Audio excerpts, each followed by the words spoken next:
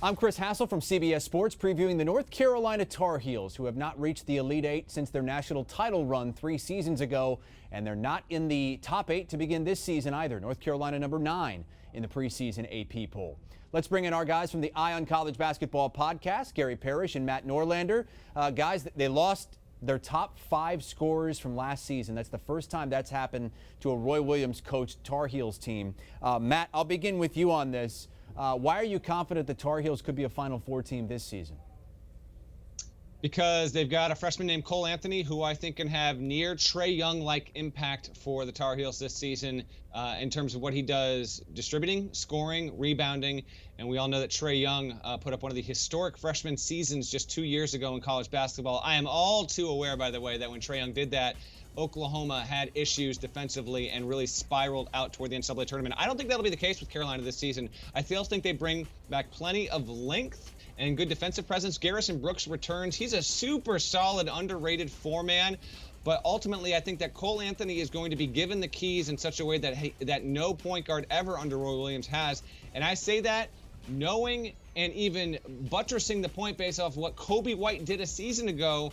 You know, we featured Kobe White on CBS Sports HQ, and Roy Williams told me he was as impressive of a freshman in sort of an unexpected fashion as he had ever had. And now everyone knows that that offense is going to go through Cole Anthony, who is a gamer, super competitive. I admittedly, GP and I are different on this. We split on Duke in different ways, and we split on Carolina in different ways. I am bullish on the Tar Heels because I still think they'll play nearly as fast as they did a season ago, and I like their defensive profile overall. I think it will keep them in the top 10 almost wire to wire in the AP Top 25.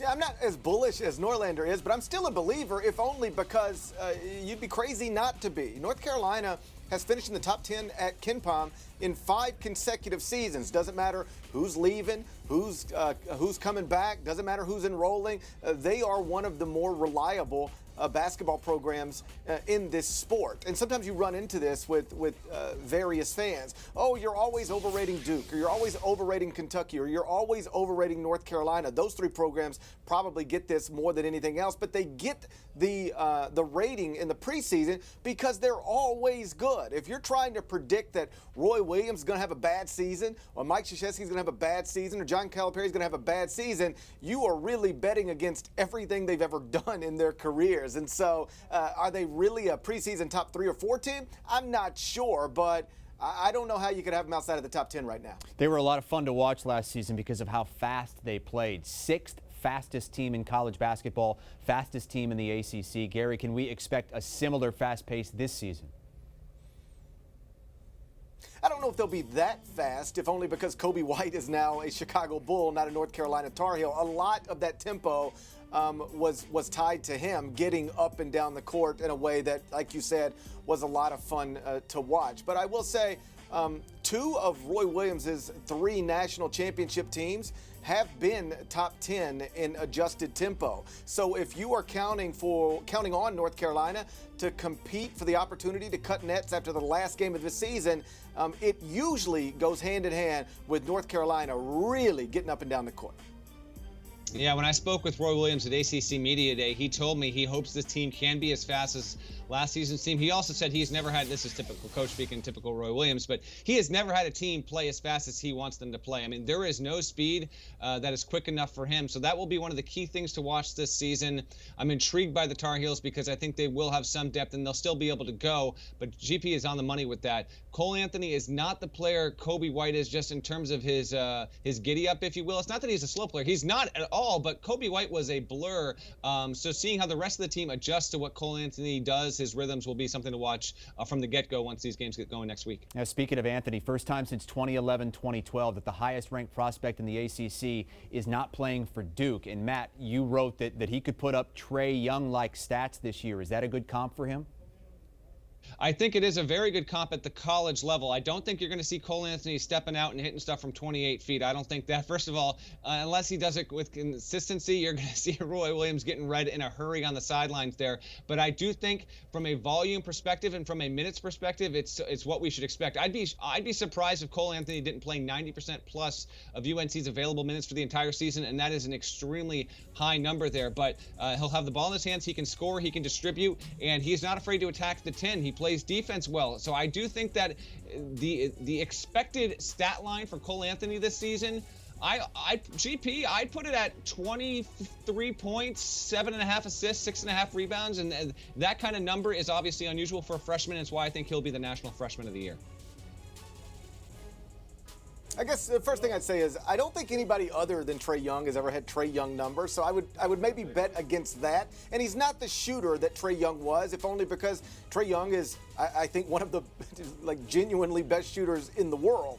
But he's awesome, and he's going to put up big numbers. His usage rate is going to be among the biggest in college basketball, and we got a glimpse of it, not with our actual eyes, but via a release from North Carolina over the weekend when they played an exhibition against Villanova, and Cole Anthony got 28 points in that. So, he's going to have a big impact. When I knew we were going to be talking about North Carolina, I reached out to a couple of NBA people. What do you think he reminds you of? And the name I got back from multiple guys was Kemba Walker. And so if he can have a Kemba Walker type impact at North Carolina, oh boy, we know how that story went. Wow, that would be something. How about, Gary, a player to watch besides Cole Anthony? I think it's Garrison Brooks. Norlander touched on him earlier. He is the only returning starter from this team. He's a former four-star prospect who has grown into a really reliable player. He's a nice interior defender. He put up not eye-popping stats last season, but good stats, the type of numbers that make it reasonable to assume he's ready to take a jump.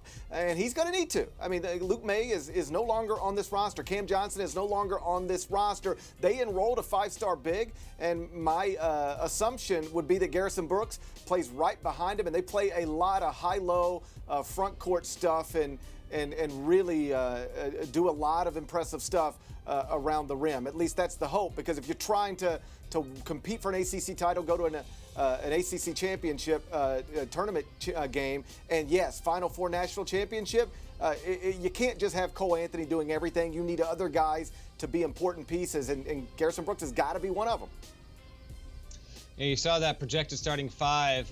Leaky Black, who we sometimes talk about on the Ion College Basketball Podcast, is a name to watch. But for me, really, it's Armando Bacot. He's the five-star freshman who needs to adapt, I would say, relatively quickly to give UNC a chance at being what I project him to be, a top 5 team overall. There's Leaky Black. Armando Bacot, though, played on a prominent prep team. I've seen him play probably 15 times and has a really high ceiling, but he could be that perfect blend for Roy Williams in that he's a good talent, but might not be as needed so much in his freshman season, and he returns for a sophomore season, in which case you might hear a lot about Armando Bacot a year from now. But outside of Cole Anthony and Garrison Brooks, to me, Armando is setting up as a potential X-factor type for UNC. All right, we know Matt is higher on this Carolina Tar Heels team than Gary. Let's get bold predictions, beginning with Gary Parrish.